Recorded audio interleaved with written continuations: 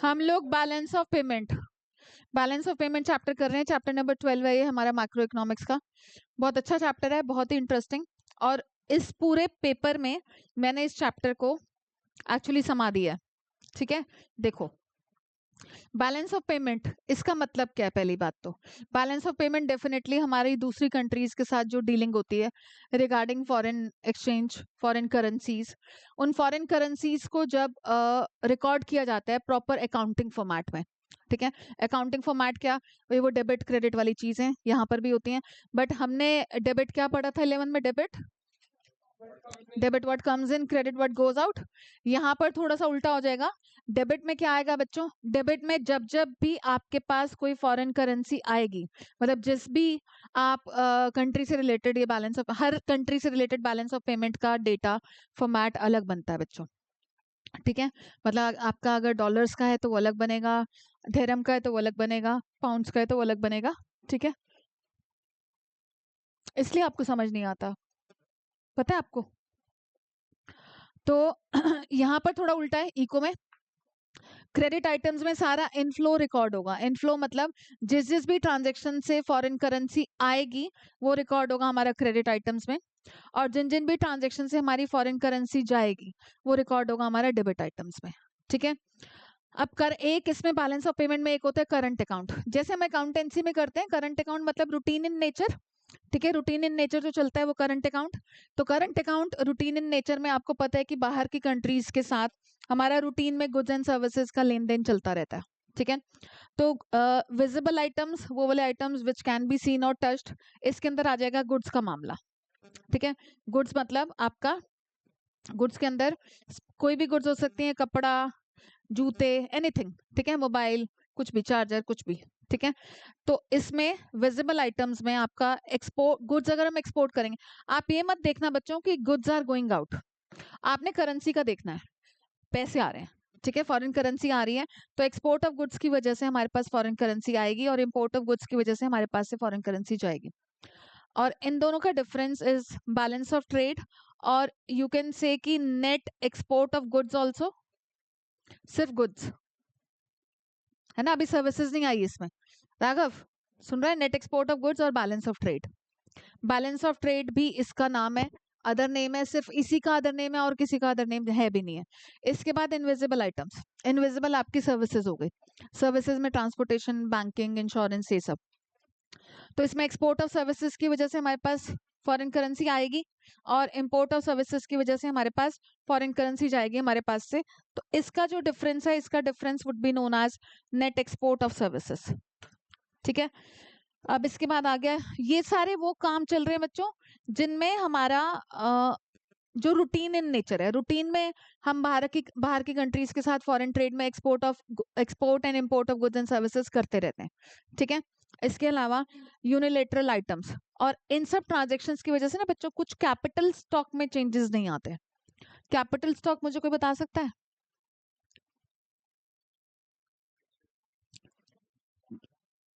Fixed assets and, मतलब non current asset एक तरह से, एंड नॉन करंट लायबिलिटीज।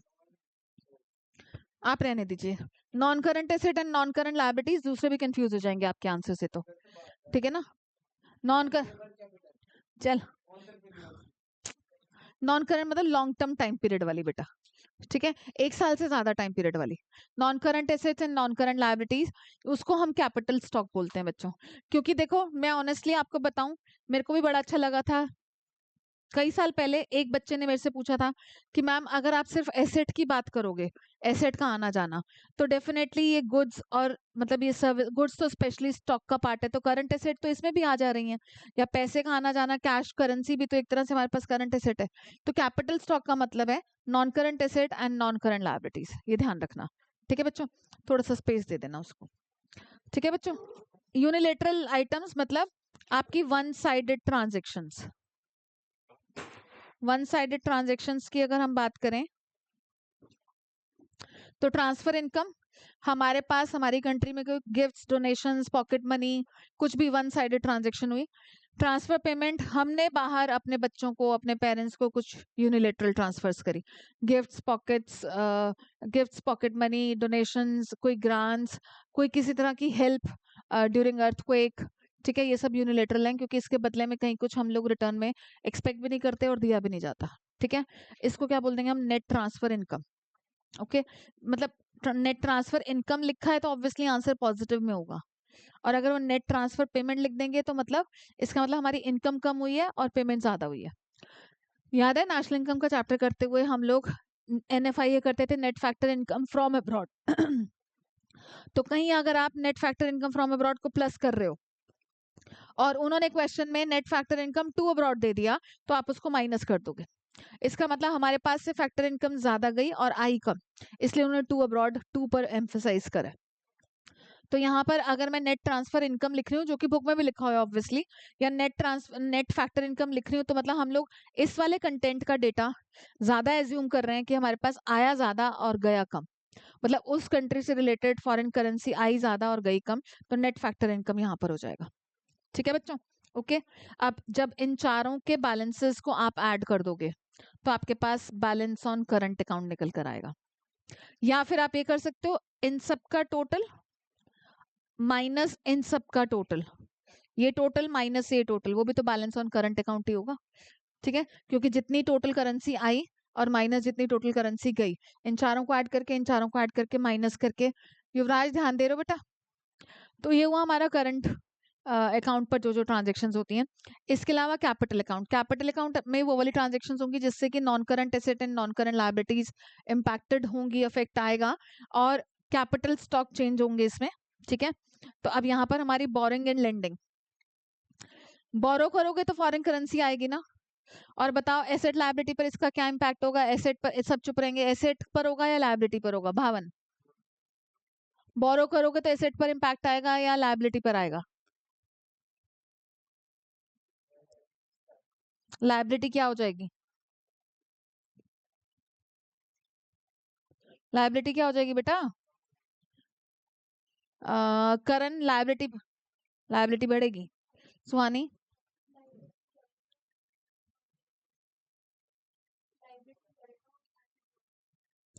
हमने एसेट के नाम पर कैश को तो लेना ही नहीं ना बेटा, करेंसी को नहीं कंसिडर करना हमने। अंश आपके अकॉर्डिंग लायबिलिटी इंक्रीज होगी, सबके अकॉर्डिंग यही है, लायबिलिटी इंक्रीज होगी। Yuvraj, liability, yes, obviously liability increase होगी, और लेंडिंग टू अब्रॉड में क्या होगा? एसेट इंक्रीज होगी, ठीक है। तो borrowing from abroad and lending to abroad, net borrowings लिखा है मैंने क्योंकि मैंने एज्यूम करा है कि ये बड़ा है और ये छोटा है, तो this is greater than this, तो नेट बोरिंग हो जाएगा। इन्वेस्टमेंट्स फ्रॉम अब्रॉड, अब्रॉड से हमारी कंट्री में इन्वेस्टमेंट्स आई, तो इसमें हमारी एसेट या लायबिलिटी पर क्या इंपैक्ट है?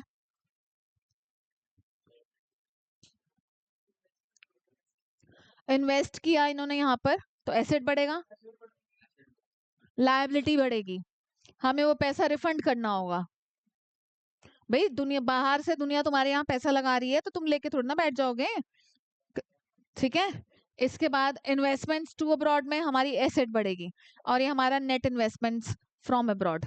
अब जब बिल्कुल ही वो कहते हैं ना, जिस थोड़ा सा हरियाणवी लैंग्वेज में अड़ी भीड़ आ जाती है ना, बिल्कुल फंस गए, ठीक है,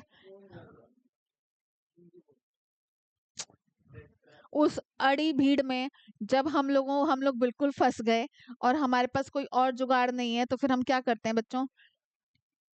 क्या करते हैं?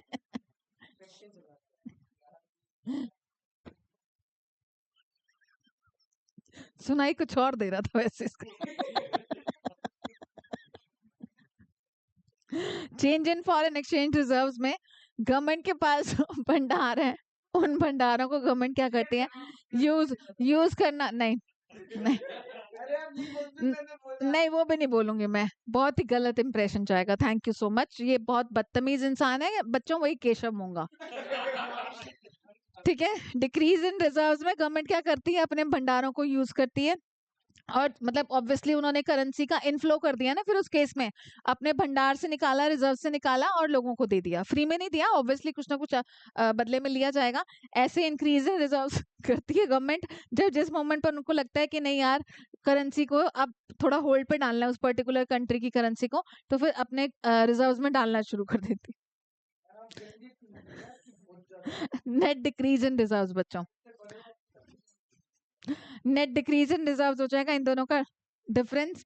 इसके बाद balance on capital account, obviously इन तीनों का जो बैलेंस है उसको ऐड कर दोगे तो बैलेंस ऑन कैपिटल अकाउंट आ जाएगा। हे राम, जय माता दी। चलो, या फिर इन सब का टोटल माइनस इन सब का टोटल, ठीक है, सॉरी गलत नहीं कर दिया मैंने, इन सब का टोटल माइनस इन सब का total balance on capital account होगा, ठीक है।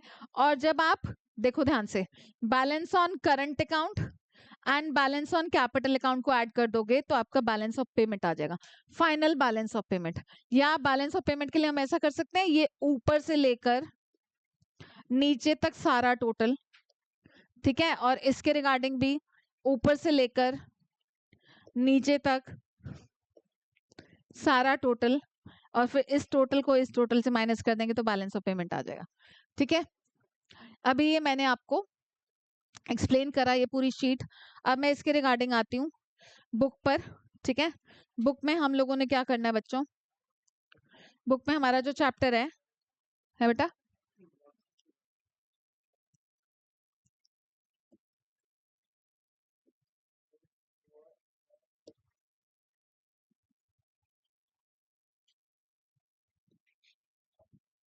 अब चैप्टर में संदीप गर्ग से मैं आपको चैप्टर करा रही हूँ balance of payment, chapter number 12।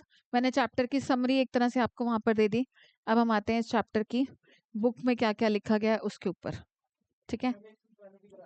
नहीं, हमने प्रॉपर एक टेबल बनाई ना बच्चों, टेबुलर स्टेटमेंट।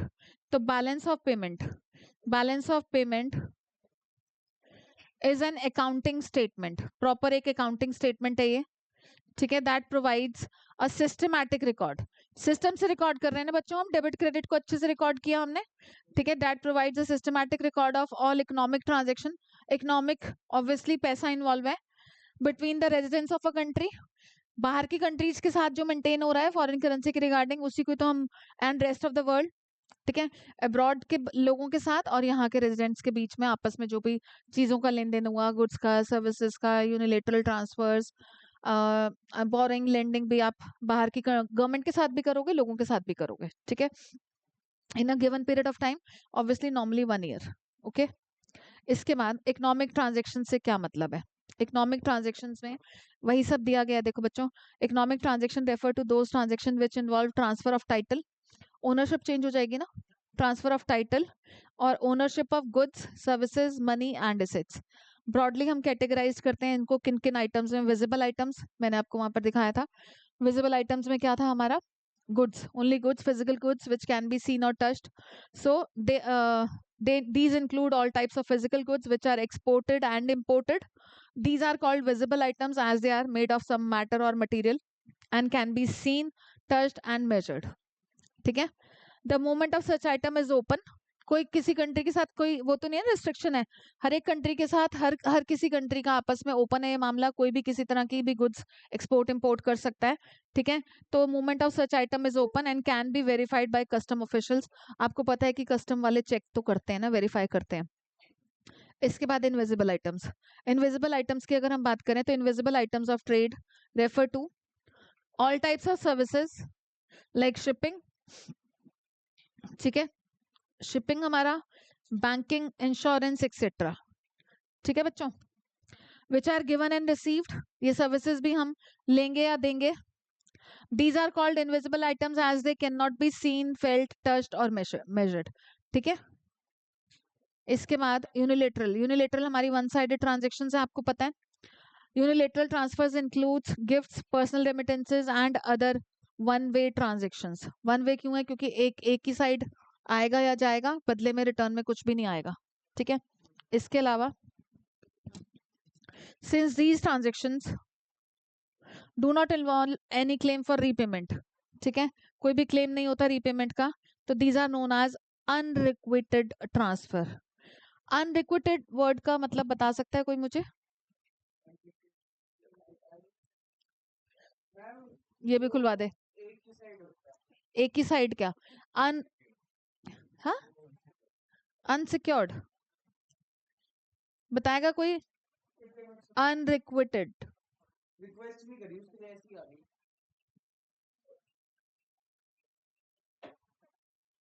एक्चुअली केशव मोंगा जी पहली बार जिंदगी में ठीक बोल रहे हैं। रिक्वेजिशन देखते हो तुम लोग? रिक्वेजिशन फॉर्म होता है ना? रिक्वेजिशन फॉर्म क्या होता है पता है? रिक्वेजिशन फॉर्म क्या होता है बच्चों?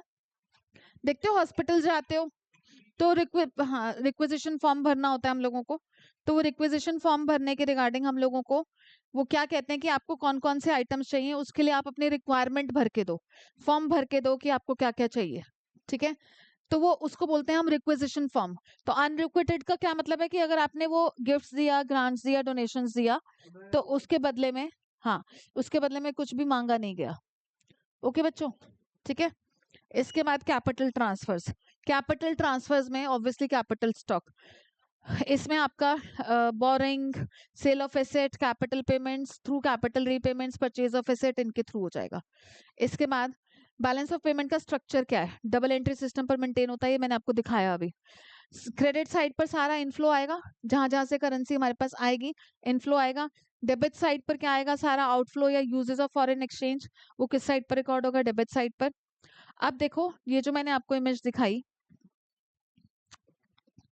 ये जो मैंने आपको इमेज दिखाई, इसमें जो आपका बैलेंस ऑफ पेमेंट है, वो बैलेंस ऑफ पेमेंट फाइनली या तो आपका बैलेंस्ड हो सकता है। बैलेंस्ड हो सकता है का मतलब क्या है? कि आपके जो भी इनफ्लो और आउटफ्लो है वो एग्जैक्टली सेम इक्वल हो। इज दैट पॉसिबल कि किसी भी कंट्री से रिलेटेड आपका जो बीओपी है वो बैलेंस हो जाए? नहीं ना। सेम अमाउंट का गुड्स, सेम अमाउंट की सर्विसेज, सारा करंट अकाउंट की ट्रांजैक्शन, सेम अमाउंट का आया, फॉरेन करेंसी आई, सेम अमाउंट की फॉरेन करेंसी गई, ऐसा पॉसिबल नहीं है। ठीक है ना, नहीं है नहीं, कभी भी ऐसा कोइंसिडेंस आप नॉर्मल अपनी एक शालीमार बाग में किसी शॉप को देख लो, ऐसा नहीं होगा कभी भी। ठीक है, तो बैलेंस ऑफ पेमेंट सरप्लस मतलब बैलेंस ऑफ पेमेंट को आपको बैलेंस्ड करने के लिए गवर्नमेंट ना कैपिटल नेचर की कुछ ट्रांजैक्शन करती है। कैपिटल अकाउंट की ट्रांजैक्शन कर पाती है गवर्नमेंट, या तो बोरो कर लेगी, या लेंड कर देगी, या investments from abroad to abroad की कहानी बन जाएगी। करंट अकाउंट से रिलेटेड ट्रांजैक्शंस गवर्नमेंट नहीं करती बैलेंस ऑफ पेमेंट को बैलेंस करने के लिए। क्यों? कोई बता सकता है? बताओ, ये किसका है? गवर्नमेंट गवर्नमेंट क्या करती है? खोल के दे दे बेटा। गवर्नमेंट कभी भी करंट अकाउंट के ऊपर बेस्ड ट्रांजैक्शन को यूज करके बैलेंस ऑफ पेमेंट को बैलेंस नहीं कर पाती, नहीं करती भी, करती भी नहीं और कर भी नहीं पाती। रीजन क्या है बताओ? क्या रीजन होगा? कोई बता सकता है? नहीं, ऐसा प्राइवेट सेक्टर वाली बात नहीं है, पर मतलब गवर्नमेंट करती भी नहीं और कर पाती भी नहीं, दोनों दोनों मैटर्स हैं बेटा। करती भी नहीं और कर पाती भी नहीं। सोचो सोचो, जल्दी सोचो, नहीं तो मैं बताती हूँ फिर। बताओ बच्चों।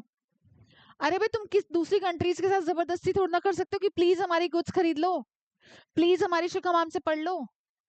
नहीं पढ़ेंगे वो? नहीं, प्लीज आप हमें वो दे दो। नहीं कर सकते तो हम इन्वेस्टमेंट्स तो कर सकते हैं टू अब्रॉड। लेंड नहीं कर सकते तो इन्वेस्टमेंट्स टू अब्रॉड तो कर सकते हैं। किसी दूसरी कंट्री में पैसा इन्वेस्ट करने पर कौन सी रोक लगी है? ये कर सकते हैं अगर हमारे रिजर्व्स मेंटेन्ड हो। हाँ, हमारे खुद के रिजर्व्स है ना बेटा, इंक्रीज डिक्रीज तो कर सकते हैं। इन्वेस्टमेंट्स टू अब्रॉड कर सकते हैं, कोई रिस्ट्रिक्शन नहीं है। जैसे हमने किसी दूसरी कंट्री के ऊपर कोई रिस्ट्रिक्शन नहीं लगाई, उनकी क्या हिम्मत। देख बेटा, फ्रॉम के केस में हम क्या करेंगे? हम बोरिंग फ्रॉम अब्रॉड तो कर सकते हैं, भाई हमें लोन दे दो।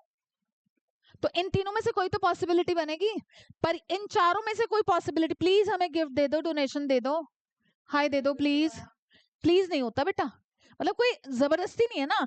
इसमें तो हम हक से बोल सकते हैं ना कैपिटल नेचर वाले में, कि हमें भाई तुम नहीं दे रहे, तुम गिफ्ट नहीं दे रहे, तो चलो हम बोरो कर लेते हैं तुमसे, तुम हमारे नाम पर कर्जा चढ़ा लेना, और क्या करेंगे हम ज्यादा से ज्यादा। पैसे तो चाहिए, बैलेंस तो करना है हमने, ठीक है।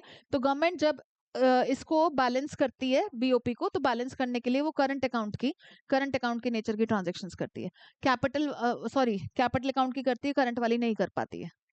युवराज क्या पूछा जा रहा है, क्या कहा जा रहा है? लाते क्यों ऊपर? अभी बताती हूँ मैं इसको, चोर आदमी है मैंने। आप चुप हो जाइए। अब देखो ये बीओपी हमारा बैलेंस्ड भी हो सकता है, बैलेंस तो पर गवर्नमेंट को करना पड़ेगा, और अदरवाइज खुद से ये या तो सरप्लस बीओपी होगा। सरप्लस बीओपी मतलब करेंसी का इनफ्लो ज्यादा और आउटफ्लो कम, ठीक है। और अपने आप से सरप्लस होगा या डेफिसिट होगा। डेफिसिट का मतलब क्या है? इनफ्लो कम और आउटफ्लो ज्यादा, ठीक है। करेंसी का इनफ्लो कम और आउटफ्लो ज्यादा, तो उस केस में डेफिसिट हो जाएगा। और अगर इनफ्लो ज्यादा और आउटफ्लो कम, तो उस केस में ये को बैलेंस करना है।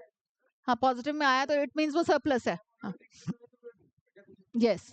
अगर इसका आंसर पॉजिटिव होगा तो वो सरप्लस होगा, अगर इसका आंसर नेगेटिव होगा तो इसका मतलब वो हमारा डेफिसिट है, ठीक है बच्चों? Okay,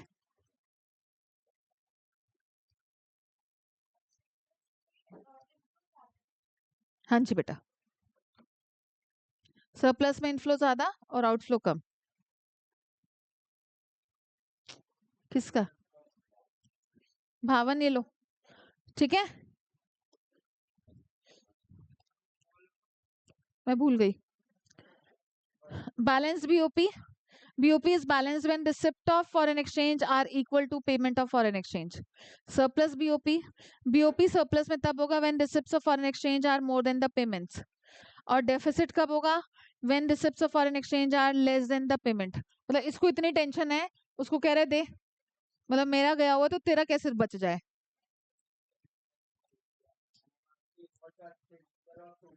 thank you. किसकी साइड जाऊं मैं, मुझे एक बात बता दो आप। आप बस चुप रहो। ये ध्यान रखना बच्चों, बीओपी एक फ्लो कॉन्सेप्ट होता है, क्योंकि ये over a period of time measure होता है, एक पॉइंट ऑफ टाइम पर मेजर नहीं होता। पूरे साल का एक्सपोर्ट इंपोर्ट लोगे, पूरे साल का फॉरेन ट्रेड लोगे, पूरे साल की सर्विसेज लोगे, पूरे साल की बोरिंग लेंडिंग लोगे, ठीक है। पॉइंट ऑफ टाइम पर नहीं होता, तो ये ध्यान रखना, ये टीचर्स दे देती हैं कई बार। अब meaning of balance of trade. Balance of trade मैंने क्या बताया था आपको? इसका अदर नेम, सिर्फ पहले वाले कंटेंट का, पहले वाले कंटेंट का other name is balance of trade. मतलब export of goods minus import of goods is balance of trade, ठीक है। तो किसको एक्सप्लेन करेंगे हम? सिर्फ फर्स्ट पॉइंट को एक्सप्लेन करेंगे। Okay Sanchit, balance of trade is export of goods minus import of goods. तो इसके रिगार्डिंग क्या बोल रहे हैं यहाँ पर देखो, balance of trade refers to the difference between the amount of export and import of visible goods, visible items only, ठीक है। तो इसमें export of goods minus import of goods. Okay बच्चों, इसके बाद आरव क्या था बेटा?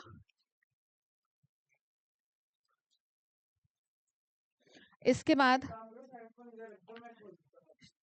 exports are entered as credit positive items in BOP account। आपने देखा exports हम कहाँ पर रिकॉर्ड करते हैं? क्रेडिट में ना, ठीक है। और इंपोर्ट हम डेबिट में रिकॉर्ड करते हैं। तो exports are recorded as credit और positive item in the BOP account, while imports are entered as debit और नेगेटिव आइटम।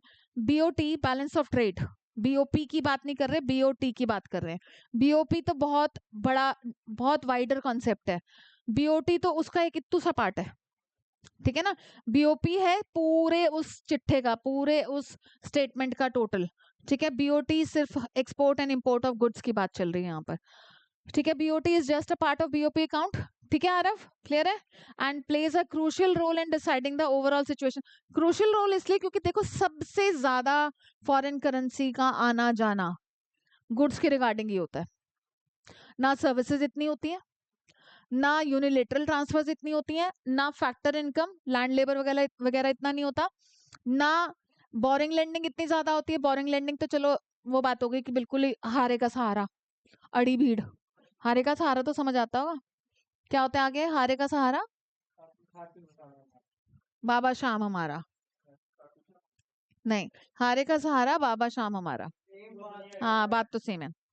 तो ओवरऑल सिचुएशन बहुत ज्यादा मैटर करेगी क्योंकि गुड्स की वजह से ही ज्यादातर हमारा ये काम चलता है, ये बैलेंस ऑफ पेमेंट बनता भी है। BOT is also known as balance of visible trade. ठीक बोल रहे हैं लोग कि विजिबल ट्रेड का बैलेंस बोलते हैं हम इसको, और we can say trade balance. Balance, अब देखो, अब क्या balance on balance of trade की क्या बात कर रहे हैं, ये वाला पार्ट, सिर्फ ये बैलेंस ऑफ ट्रेड, ये वाला पार्ट। इट कैन बी इधर सरप्लस,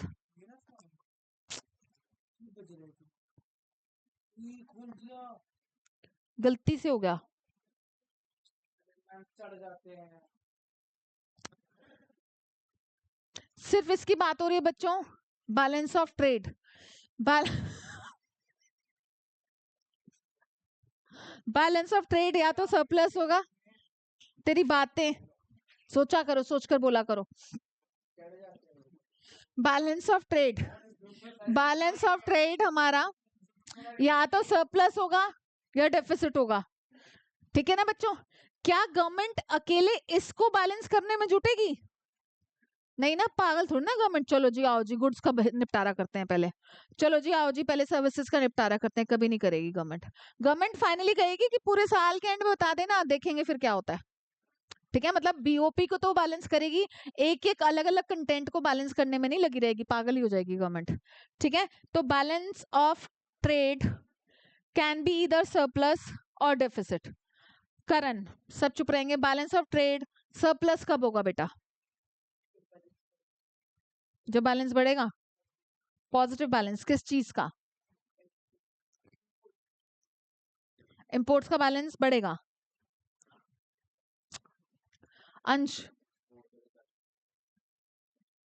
अरे ढंग से बोलो ना यार। When inflow is more than outflow. Yashna, question ये है कि बैलेंस ऑफ ट्रेड पॉजिटिव कब आएगा, सरप्लस कब आएगा? द्वितीय,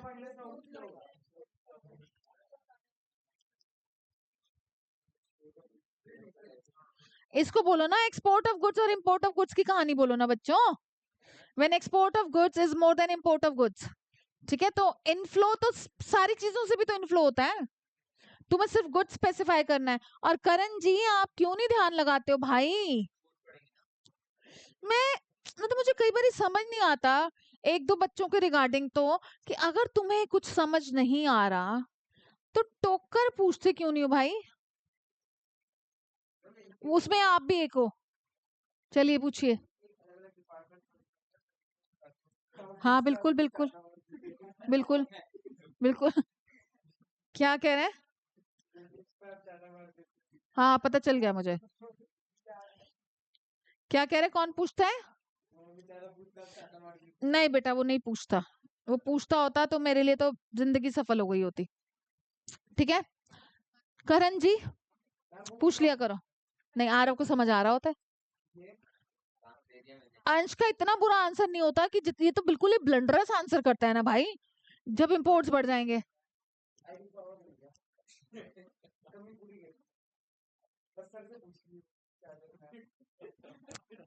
ठीक है, इसके बाद तो बैलेंस ऑफ ट्रेड आपका सरप्लस कब होगा?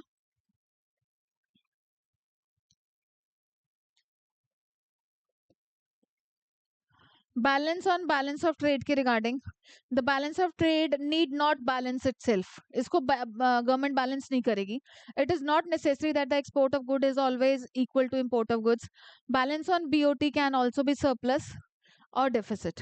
Surplus BOT, if a country exports more than what it imports, then obviously export ज़्यादा है import कम है, तो फिर उस केस में surplus आएगा and balance of trade favorable हो जाएगा for the country. और deficit कब होगा है भाई करण? जब इंपोर्ट ज्यादा करेगा एक्सपोर्ट कम करेगा। When import of goods exceeds the export of goods, then the country is said to have deficit balance of trade. Balance of trade is unfavorable for the country. याचना आप थोड़ा और पीछे आ जाओ और क्लियर दिखेगा, ये ठीक दिख रहा है, ठीक है। चलो इसके बाद देखो difference between balance of trade and balance of payment. किन दो चीजों के बीच में डिफरेंस की बात कर रहे हैं? ये balance of trade and balance of payment. एक डिफरेंस तो यही है कि बैलेंस ऑफ पेड पेमेंट का ये छोटू इत्तू बित्तू सा पार्ट है, तो ये वाइडर है और ये नैरोअर है, ठीक है। तो सब पे एक तो डिफरेंस ये हो गया, एक मीनिंग का हो गया, इनफैक्ट यही कर रखा है और वो भी कर रखा है सरप्लस वगैरह वाला। देखो, balance of trade refers to the difference between amount of export and import of visible items. It is an accounting, और बैलेंस ऑफ पेमेंट की तो वही डेफिनेशन दे दी जो पहली शीट पर दी थी. It is an accounting statement that provides a systematic record of all economic transactions between residents of a country and rest of the world in the given period of time. Balance of trade includes only visible items. Balance of payment includes visible, invisible, unilateral and capital transfers. ठीक है. इसके बाद balance of trade में कोई क्या है? Unilateral one sided gifts, grants, donations. Capital transactions does not record any capital nature का transaction. Sorry, balance of trade does not record. इसमें कैपिटल नेचर की ट्रांजैक्शन तो नहीं आएगी ना. करंट अकाउंट में तो सिर्फ goods, services, unilateral and income, factor payment. और बट बैलेंस ऑफ पेमेंट में तो सारी कैपिटल नेचर की भी आएंगी. Borrowing, lending, investments to and from abroad, increase and decrease in reserves. इसके बाद ये नैरोअर कॉन्सेप्ट है क्योंकि ये तो सिर्फ बीओपी का एक पार्ट है. ये वाइडर कॉन्सेप्ट है क्योंकि it includes balance of trade. ठीक है. सेटलमेंट. अब देखो बच्चों, ध्यान से देखना. अगर इसका नेगेटिव आया, अगर बैलेंस ऑफ ट्रेड का नेगेटिव आया, तो इसके नेगेटिव को तो आप लोग फाइनली बैलेंस ऑफ पेमेंट के पॉजिटिव के साथ कवर अप कर सकते हो ना. कर सकते हो ना. और अगर ये नेगेटिव आ गया बैलेंस ऑफ पेमेंट, तो इसके रिगार्डिंग तो मैंने वैसे ही बोल दिया कि बेचारी गवर्नमेंट को करना पड़ता है. गवर्नमेंट करंट अकाउंट की तो ट्रांजैक्शन ही नहीं कर सकती, वो कैपिटल नेचर की करेगी. देखो, जैसे अगर ये नेगेटिव आया, बैलेंस ऑफ ट्रेड अगर माइनस में आ रहा है, तो फाइनली जाते जाते तक ये माइनस बैलेंस ऑफ पेमेंट के अंदर जाते जाते तक कहीं वो इक्वल हो जाएगा. मतलब उसको कवर अप कर सकते हैं. उसके अनफेवरेबल को इसके फेवरेबल के साथ हम कवर अप कर सकते हैं. पर अगर बैलेंस ऑफ पेमेंट का ही नेगेटिव आ गया, माइनस आ गया, तो फिर हम बैलेंस ऑफ ट्रेड से तो उसको कर ही नहीं सकते. ठीक है. क्यों नहीं कर सकते? क्योंकि मैंने आपको बोला कि गवर्नमेंट फाइनली इस बैलेंस ऑफ पेमेंट को बैलेंस में लाती है. उसको लाने के लिए गवर्नमेंट जो ट्रांजेक्शन्स करती है वो करंट अकाउंट की नहीं कर सकती. और गुड्स वाला तो करंट अकाउंट का ही पार्ट है ना. मतलब हम दूसरी कंट्रीज को रिक्वेस्ट करें प्लीज हमारी गुड्स खरीद लो, उनको पसंद ही नहीं है. क्यों खरीदे भाई? नहीं पढ़ना चाहते वो शिखा मैम से, क्यों ले वो हमारी सर्विसेज?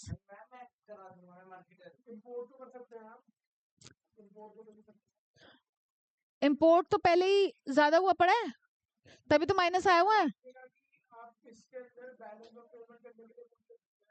इम्पोर्ट ऑलरेडी ज्यादा है संचित.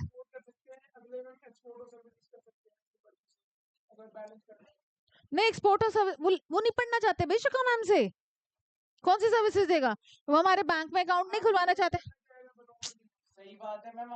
मतलब हमारे यहाँ के डॉक्टर से कोई वो नहीं कराना चाहता ट्रीटमेंट या ऑपरेशन. ठीक है ना. हमारे यहाँ की कोई बैंकिंग सर्विसेज नहीं लेना चाहता. ट्रांसपोर्टेशन, भाई एयर इंडिया का प्लेन गिर गया, नहीं चाहिए उनको ट्रांसपोर्टेशन. भाई क्रैश हो गया, नहीं चाहिए उनको. वो किसी और एयरलाइन से ट्रैवल करेंगे. हाँ ठीक है. बर्ड ग्रुप में है वो. ठीक है बच्चों. तो वही वो कह रहे हैं कि अगर अनफेवरेबल बीओटी आया, it can be met out of favourable BOP, but unfavourable BOP can not be met out of favourable BOT. ठीक है. अब आ जाते हैं components of balance of payment. इन टोटल कंपोनेंट में पहले करंट अकाउंट बता रहे हैं भाई, उसको कवर अप कर सकते हैं. नॉर्मल इंग्लिश है Keshav. Keshav is asking met out का मतलब. यस.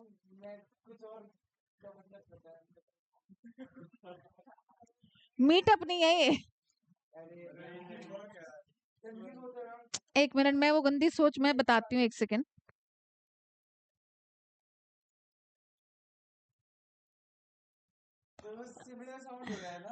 हाँ चुप हो जा. ये बदतमीज कुछ अश्लील लोग बैठे हैं. अश्लील में वही केशव होंगे है बच्चों. ठीक है. Current account refers to account which records all the transaction related to export and import of goods and services and unilateral transfers during a given period of time. Current account contains receipt and payment relating to all transactions of visible items, invisible items, unilateral transfers, factor income payment भी ले सकते हो।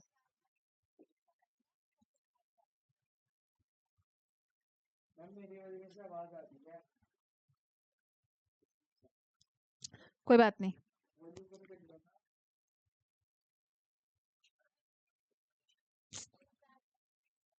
किससे आ रही है ये? तुझी से ही आ रही है आवाज।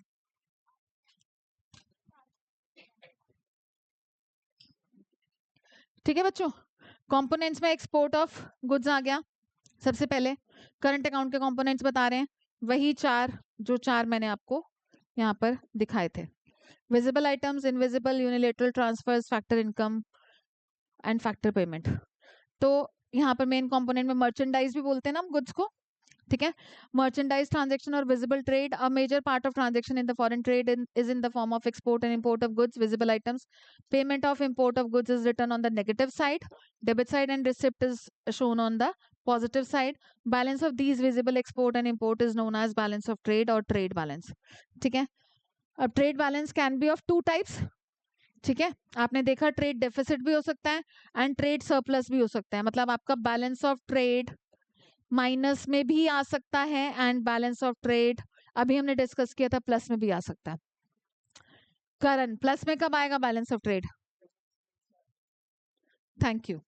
Next one, export and import of services, invisible trade की कहानी आ गई। It includes large variety of non factor services known as invisible items sold and purchased. मतलब आप एक्सपोर्ट भी करोगे और इंपोर्ट भी तो करोगे ना, by the residents of a country to the rest of the world, to and from rest of the world, obviously to and from तो दोनों होगा। payments are either received or made to the other countries for use of these services are generally of three kinds: shipping, banking, insurance। majorly shipping, banking and insurance आता है। payments for these services are recorded on the negative side, receipt on the positive side। unilateral transfers पर आते हैं, which are also known as unrequited। मैंने आपको बोला था इसकी कोई requirement नहीं है, मतलब आपको बाइलेटरल वाली कहानी नहीं है, बदले में कुछ नहीं मिलेगा। To and from abroad, one sided transactions क्यों बोलते हैं? Unilateral transfers includes gifts, donation, personal remittances and other one way transactions. वही वो अदर वन वे में हो गया आपका किसी तरह की कोई हेल्प, कोई अर्थक्वेक, कोई फ्लड, कोई प्लेन क्रैश और इन सब में, ठीक है बच्चों। तो these refer to those receipt and payment which take place without any service in return। receipt of unilateral transfers from rest of the world is shown on the credit side, ठीक है, क्योंकि इनफ्लो हो जाएगा। और unilateral transfers to rest of the world is shown on the debit side, क्यों? क्योंकि यहाँ पर ट्रांसफर टू अब्रॉड हो जाएगा। इसके बाद income, receipt and payment to and from, फीफा फीटा वाली बात तो हो गई है तो हमारी, ठीक है। Factor income from abroad, factor income to abroad. Current account ही फाइनली हमें किसी भी दूसरी कंट्री से होने वाली नेट इनकम को शो करता है, क्योंकि करंट अकाउंट में ऑल्दो मेजर पार्ट तो गुड्स का है, ठीक है ना, but otherwise services and unilateral transfers and factor income payment ही सबसे ज्यादा होती है। कैपिटल नेचर की ट्रांजेक्शंस बहुत कम होती है, ठीक है बच्चों। अब डिफरेंस किसके बीच में है? बैलेंस ऑफ ट्रेड के बीच में एंड करंट अकाउंट। मतलब बैलेंस ऑफ ट्रेड ये और करंट अकाउंट का बैलेंस, ठीक है, समझ आया किसका? Balance of trade and balance on current account. Again एक तो डिफरेंस यही हो गया, ये नैरोअर है क्योंकि balance of trade balance on current account का एक पार्ट है, ठीक है। ये नैरोअर है, ये वाइडर है, बैलेंस ऑन करंट अकाउंट। और दूसरा डिफरेंस हो जाएगा मीनिंग, ठीक है। तो देखो बैलेंस ऑफ ट्रेड में इंक्लूड्स ओनली विजिबल आइटम्स, ये दोनों इंक्लूड करता है, विजिबल इनविजिबल। आप यहाँ पर ये भी लिख सकते हो unilateral and income to and from abroad. Narrower concept है as it is only a part of current account. Wider concept है क्योंकि इंक्लूड करता है बैलेंस ऑफ ट्रेड को। अब करंट, बस बैलेंस ऑन करंट अकाउंट कर लें बेटा, फिर बंद कर देंगे, ठीक है। Balance on current account, current account का सरप्लस भी आ सकता है, करंट अकाउंट का डेफिसिट भी आ सकता है। मतलब बैलेंस ऑन करंट अकाउंट का मतलब क्या हो गया? ये वाला, ये बैलेंस ऑन करंट अकाउंट हमारा पॉजिटिव भी हो सकता है, नेगेटिव भी हो सकता है। अगर हमारा ऑब्वियसली ये इन चारों का inflow, export of goods plus export of services plus transfer income plus factor income minus import of goods minus, या इन चारों बैलेंसेस को ऐड करके प्लस में आंसर आया, तो मतलब आपका balance on current account is surplus, ठीक है, करंट अकाउंट का सरप्लस हो गया CAS, और करंट अकाउंट का अगर डेफिसिट होगा तो उल्टी कहानी हो गई CAD। ठीक है बच्चों, तो क्या बोल रहे हैं, करंट अकाउंट का surplus arises when credit items are more than the debit items, it indicates net inflow of foreign exchange. Current account का surplus arises when export of goods and services is more than the value of import of goods and services. Current account का surplus signifies that the nation is a lender to the rest of the world, हमारे पास से ज्यादा जा रहा है ना, क्योंकि ठीक है उनके पास से कम आ रही है करेंसी। और CAD arises when debit items are more than credit items. When foreign exchange receipts in the current account fall short of foreign exchange payments, it leads to current account deficit. It indicates a net outflow. यहाँ पर net inflow था, यहाँ पर outflow की बात कर दी। CAD arises when the value of export of goods and services is less than the value of import of goods and services. CAD signifies that nation is a borrower. अब मतलब borrower इसलिए क्योंकि अब इस case में क्या हुआ, deficit आया तो मतलब आपके पास इनफ्लो कम है, ठीक है, इनफ्लो कम है और आउटफ्लो ज्यादा है, इस वजह से वो बोरोर है, उसको बोरो करके उसको बैलेंस करना पड़ेगा। ठीक है, समझ आया? इजी चैप्टर है पर थोड़ा ओ। ओके बच्चों, बाय बाय।